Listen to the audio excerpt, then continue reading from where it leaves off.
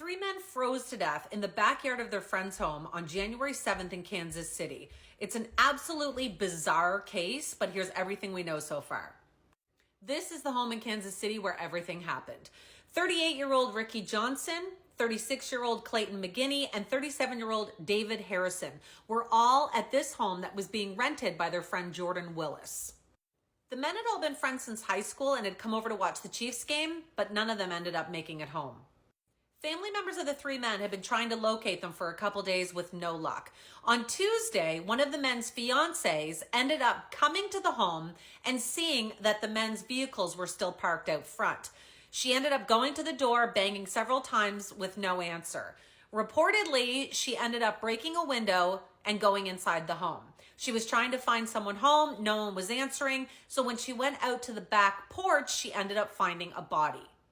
She contacted police immediately, and when they arrived and banged on the door, Jordan Willis, who was renting this home, finally got up and answered the door.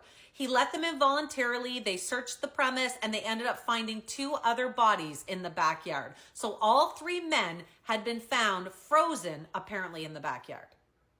That is pretty much all we know about this case right now. The police have come forward saying that it is 100% not a homicide investigation, that there was no foul play in or around the home, and that it's just being investigated as a death investigation.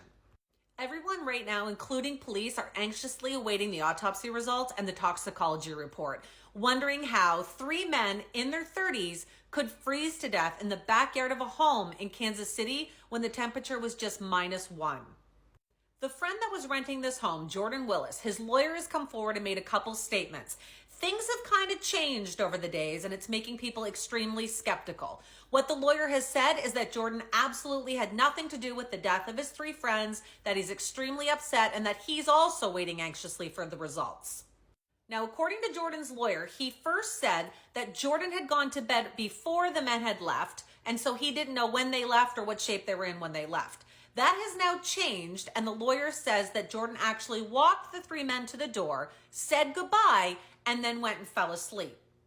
Jordan's lawyer claims that he sleeps with earbuds in and a loud fan, and that he basically went to bed at 2 a.m. Sunday morning and didn't wake up or hear anyone until Tuesday morning when the police arrived at his house. He says he was sleeping that whole time, that he didn't get any phone calls or messages from any concerned family members, that he didn't notice the men's vehicles still parked outside, and that he didn't know his three friends had been outside needing medical assistance. It has been almost 2 weeks since this happened, and the lawyer has now come out to announce that there was actually a fifth friend at the home the night this went down. Apparently, the friend has been interviewed. He has not been named, but he claims that he left around midnight and that all the men were watching Jeopardy and they were fine and healthy, and he left and never heard from them again. His lawyer also claims that when the fiance and mother of some of the victims had messaged him with concerns, he reached out to Jordan Willis and texted him. Jordan's lawyer, however, says this did not happen. Ricky Johnson's father has come forward and done an interview. He says his son was not irresponsible. He would not have gone outside in those temperatures without a jacket on. And he does not believe that these three men went outside, did drugs, and just died in the backyard. He feels that Jordan Willis, the friend that rented this home, had something to do with it. He actually claims that he feels Jordan may have drugged them and then dragged them into the backyard where they died.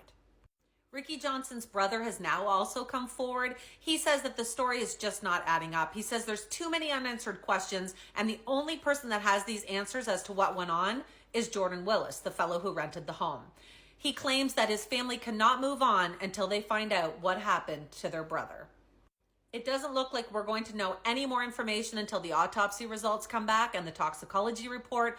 I will definitely be updating on this case, so hit follow if you're interested.